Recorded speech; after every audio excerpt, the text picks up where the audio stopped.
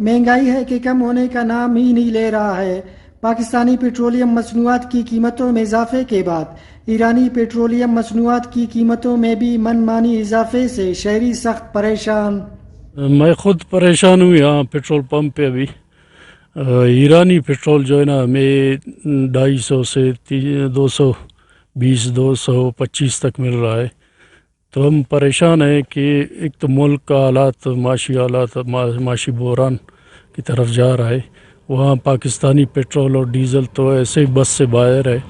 एक उम्मीद थी वो ईरानी पेट्रोल पे और डीज़ल पे, ये भी अब महंगा हो रहा है। और ईरानी जो है ना लोग हैं वो कुछ ना कुछ बढ़ाते हैं, लेकिन यहाँ दुगना बढ़ाते हैं।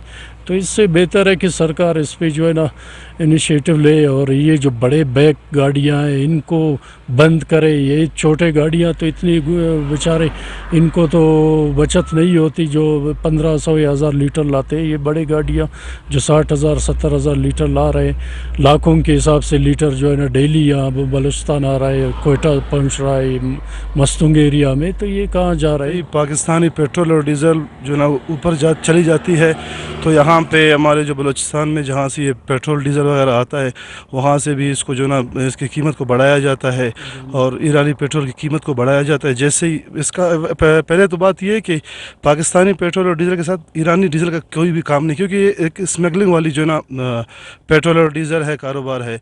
तो ये यहाँ पे लाखों लीटर जो ना बैग की सूरत में यहाँ पे आते हैं और यहाँ पे लोगों को जो ना मतलब कोई रिलीफ नहीं है इससे। तो गवर्नमेंट ऑफ बलूचिस्तान से भी यही है कि एक तो स्मगलिंग वाली चीज़ और यहाँ पे हमें महंगा मिल रहा है, तो इसके ऊपर कोई इकदाम उठाए और आवाम को यहाँ की बलूचिस्तान की गरीब आवाम को यहाँ पे रिलीफ दिया जाए। शहरियों ने सूबाई हुकूमत और इंतजामिया से ईरानी पेट्रोल और डीजल की कीमतों में इस्तेहकाम लाने के लिए इकदाम उठाने और आवाम को रिलीफ फराहम करने का मुतालबा किया है। फैज़ दुरानी, वशनी।